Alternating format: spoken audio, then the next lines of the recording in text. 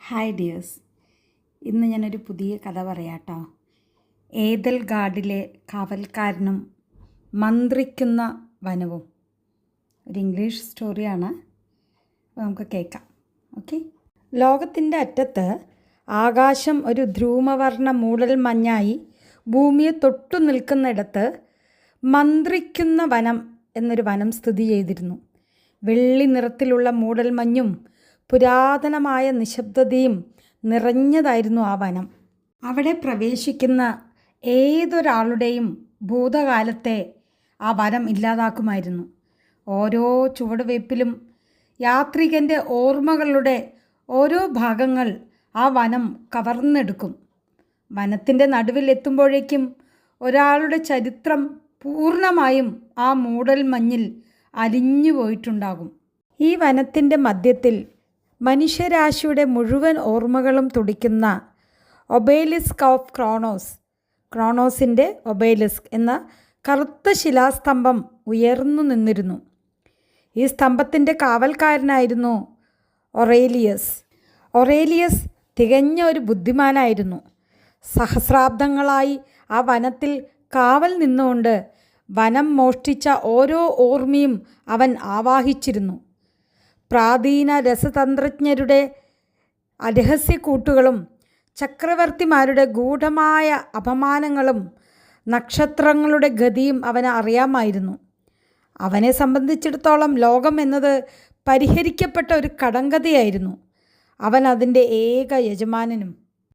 തൻ്റെ അറിവുകൾ ശേഖരിച്ചു വെച്ച ഇരുമ്പ് കെട്ടിയ വലിയ പുസ്തകങ്ങൾക്കിടയിൽ ജീവിച്ച അവൻ ആ അറിവുകൾ തന്നെ ഒരു ദൈവമാക്കി മാറ്റിയെന്ന് സ്വയം വിശ്വസിച്ചു. ഒരു സായം സന്ധ്യാ നേരത്ത് മൂടൽ മഞ്ഞിലൂടെ എലാറ എന്നൊരു പെൺകുട്ടി അവിടെ എത്തി. വസ്ത്രങ്ങൾ കീറിപ്പറിഞ്ഞവളും അത്യന്തം തളർന്നുമായിരുന്നു അവൾ അവിടെ എത്തിയത്. അവളുടെ കുട്ടിക്കാലവും വീടും കുടുംബവും എല്ലാം ആ വനം കവർന്നിരുന്നു. എങ്കിലും അതീവ വിലപ്പെട്ട ഒന്നെന്ന പോലെ ഒരു ചെറിയ ഉണങ്ങിയ പൂവ് അവൾ തൻ്റെ നെഞ്ചോട് ചേർത്ത് പിടിച്ചിരുന്നു. അവൾ സ്തംഭത്തിന് മുന്നിൽ നിന്ന് ഒറേലിയസിനെ നോക്കി. സ്തംഭത്തിൻ്റെ നാഥ, അവൾ പറഞ്ഞു, എൻ്റെ സഹോദരനെ ഈ വനം കവർന്നു. അവൻ്റെ ചിരിയുടെ ശബ്ദം പോലും എനിക്ക് ഓർമ്മയില്ല. നഷ്ടപ്പെട്ടതെല്ലാം അങ്ങയുടെ പക്കലുണ്ടല്ലോ. അവൻ്റെ ചിരിയുടെ ആ ഒരു തരി മാത്രം എനിക്ക് തിരികെ നൽകാമോ? ഇരുമ്പ് ബാൽക്കണിയിൽ നിന്ന് ഒറേലിയസ് അവളെ പുച്ഛത്തോടെ നോക്കി. പെണ്ണെ, അറിവിൻ്റെ ഈ വലിയ സാഗരത്തിൽ നിന്ന് നീ ഒരു മണൽത്തരിയാണ് ചോദിക്കുന്നത്. സാമ്രാജ്യങ്ങളുടെ ഭൂപടങ്ങളും ആദിമ ഗോത്രങ്ങളുടെ ഭാഷകളും എൻ്റെ കൈവശമുണ്ട്. മനുഷ്യരുടെ നിസ്സാരമായ ഓർമ്മകൾക്കിടയിൽ നിൻ്റെ സഹോദരൻ്റെ ചിരി തിരിയാൻ എനിക്ക് സമയമില്ല.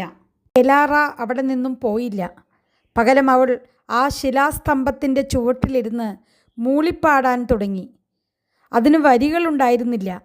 പക്ഷെ ആ ഈണം സ്തംഭത്തിലെ കല്ലുകളെപ്പോലും സ്പന്ദിപ്പിക്കുന്നതായിരുന്നു. ലോകത്ത് ഇതുവരെ ഉണ്ടായ എല്ലാ സംഗീതവും തനിക്കറിയാമെന്ന് അഹങ്കരിച്ചിരുന്ന ഒറേലിയസ് ആകെ ഉലഞ്ഞുപോയി. തൻ്റെ പുസ്തകങ്ങളിലൊന്നും ഈ ഈണത്തെക്കുറിച്ച് വിവരണമുണ്ടായിരുന്നില്ല. അത് ക്രമരഹിതവും എന്നാൽ തീവ്രവുമായ ഒന്നായിരുന്നു. പെട്ടെന്നുണ്ടായ ആകാംക്ഷയോടെ അവൻ താഴേക്ക് വന്നു. നീ എവിടെ നിന്നാണ് ഇത് പഠിച്ചത്? അവൻ ചോദിച്ചു.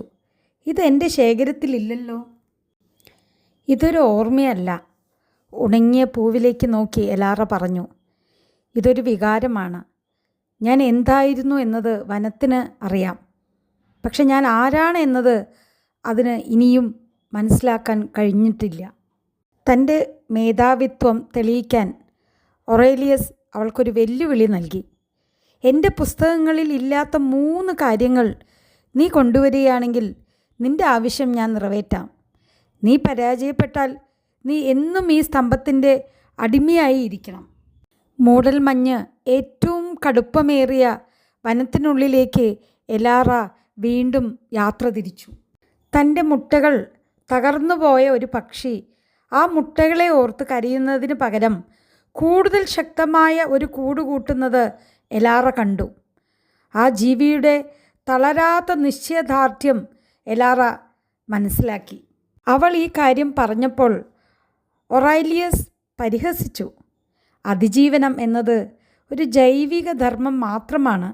അതിനെക്കുറിച്ച് 1000 കുറിപ്പുകൾ എൻ്റെ പക്കലുണ്ട്.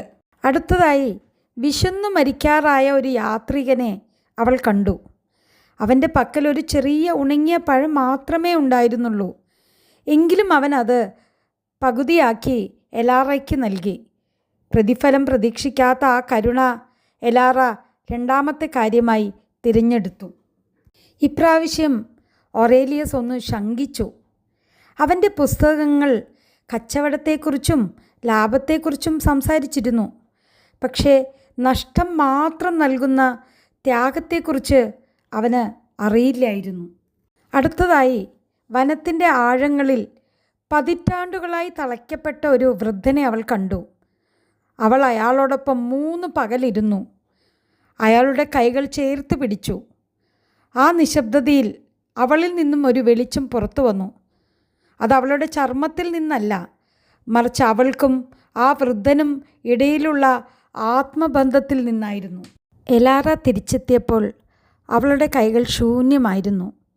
താൻ വിജയിച്ചു എന്ന് കരുതിയ ഒറേലിയസ് പറഞ്ഞു, നീ ഒന്നും കൊണ്ടുവന്നില്ല. നിന്റെ കൈകൾ ശൂന്യമാണ്. നീ പരാജയപ്പെട്ടു. എലാറ പറഞ്ഞു, എൻ്റെ കൈകൾ ശൂന്യമാണ്. പക്ഷേ മറ്റുള്ളവർക്ക് വേണ്ടി ഞാൻ നൽകിയ സ്നേഹം കൊണ്ട് എൻ്റെ ഹൃദയം നിറഞ്ഞിരിക്കുന്നു. അവൾ ഇങ്ങനെ സംസാരിച്ചപ്പോൾ ആ ഇരുണ്ട ഗുഹയിൽ നിന്ന് അവൾ കണ്ടെത്തിയ പ്രകാശം ജ്വലിച്ചു. അത് കറുത്ത ശിലാസ്തംഭത്തിൽ തട്ടി. ചരിത്രത്തിൽ ആദ്യമായി ഒറേലിയസിൻ്റെ പുസ്തകങ്ങളിൽ നിന്ന് പുക ഉയർന്നു. സ്വർണ്ണലിപികൾ കണ്ണുനീർ പോലെ ഉരുകി ഒലിച്ചു. 1000കണക്കിന് വിവരങ്ങൾ അറിഞ്ഞിട്ടും ഒരു ചെറിയ മനുഷ്യൻ്റെ പ്രവൃത്തിയുടെ ആഴം താൻ ഒരിക്കലും മനസ്സിലാക്കിയിട്ടില്ലെന്ന് ഒറേലിയസ് തിരിച്ചറിഞ്ഞു. അവൻ സ്നേഹത്തിൻ്റെ അർത്ഥം പഠിച്ചിരുന്നു, പക്ഷെ അതിൻ്റെ ചൂട് അറിഞ്ഞിരുന്നില്ല. അവൻ ദുഃഖത്തിൻ്റെ കണക്കുകൾ പഠിച്ചിരുന്നു, പക്ഷേ അവൻ അനുഭവത്തിൽ അത് മനസ്സിലാക്കിയിരുന്നില്ല. ശിലാസ്തംഭം തകർന്നു പോയില്ല, പക്ഷെ അത് സുതാര്യമായ ഒരു സ്ഫടികമായി മാറി. അതിനുള്ളിൽ തടവിലാക്കപ്പെട്ട ഓർമ്മകൾ പ്രകാശമുള്ള ചിത്രശലഭങ്ങളായി മാറി വനത്തിലേക്ക് പറന്നുപോയി.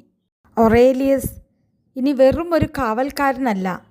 അവൻ സ്തംഭത്തിന് പുറത്തിറങ്ങി മണ്ണിലൂടെ നടന്നു. അറിവ് എന്നത് സൂക്ഷിച്ചു വയ്ക്കാനല്ല, പങ്കുവയ്ക്കാനുള്ളതാണെന്ന് അവൻ മനസ്സിലാക്കി. എലാറയ്ക്ക് തൻ്റെ സഹോദരൻ്റെ മുഖം ഓർക്കാൻ സ്തംഭത്തിൻ്റെ സഹായം വേണ്ടിയിരുന്നില്ല. മറ്റുള്ളവരെ സഹായിച്ചപ്പോൾ അവളിലുണ്ടായ ആ അതേ സ്നേഹമായിരുന്നു അവളുടെ സഹോദരനും ഉണ്ടായിരുന്നത്. നാം നമ്മുടെ ഓർമ്മകളല്ല, മറിച്ച് മറ്റുള്ളവർക്ക് നൽകുന്ന സ്നേഹമാണ് നമ്മെ അടയാളപ്പെടുത്തുന്നത് എന്ന് അവൾ തിരിച്ചറിഞ്ഞു. ആ വനം ഇനി ഒരു മന്ത്രിക്കുന്ന വനമല്ല, അതൊരു ഉയർത്തെഴുന്നേൽപ്പിൻ്റെ വനമായി മാറി. എ ഗ്രൂവ് ഓഫ് റീസർജൻസ് എന്ന് വിളിക്കപ്പെട്ടു. ഈ കഥയിലെ ഗുണപാഠം വിവരങ്ങൾ കൊണ്ട് നിറഞ്ഞതും എന്നാൽ സഹാനുഭൂതി ഇല്ലാത്തതുമായ ഒരു മനസ്സ് വിളക്കുകൾ അണച്ച ഒരു ലൈബ്രറി പോലെയാണ്. യഥാർത്ഥ ജ്ഞാനം വിവരങ്ങൾ ശേഖരിക്കലല്ല, മറിച്ച് മനുഷ്യൻ്റെ ആത്മാവിനെ മനസ്സിലാക്കലാണ്. ലോകം നമ്മിൽ നിന്ന് എന്തെടുത്തു എന്നതല്ല, മറിച്ച് ഒന്നുമില്ലാത്തപ്പോഴും ലോകത്തിന് നാം എന്ത് നൽകി എന്നതാണ് നമ്മുടെ വ്യക്തിത്വം നിശ്ചയിക്കുന്നത്. ഹായ് ഡിയേഴ്സ്, അപ്പോൾ എല്ലാവർക്കും കഥ ഇഷ്ടപ്പെട്ടു എന്ന് കരുതുന്നു. ഈ കഥ എനിക്ക് പറഞ്ഞു തന്നതും ഈ ഗ്രാഫിക്സ് ഒക്കെ ചെയ്തു തന്നതും എൻ്റെ മോള് വിദ്യയാണ്. വളരെ ഹാർട്ട് ടച്ചിങ് സ്റ്റോറി ആയിട്ട് എനിക്കിത് തോന്നി. എല്ലാവരും ഇത് കേൾക്കുക, കാണുക, അഭിപ്രായങ്ങൾ പറയുക.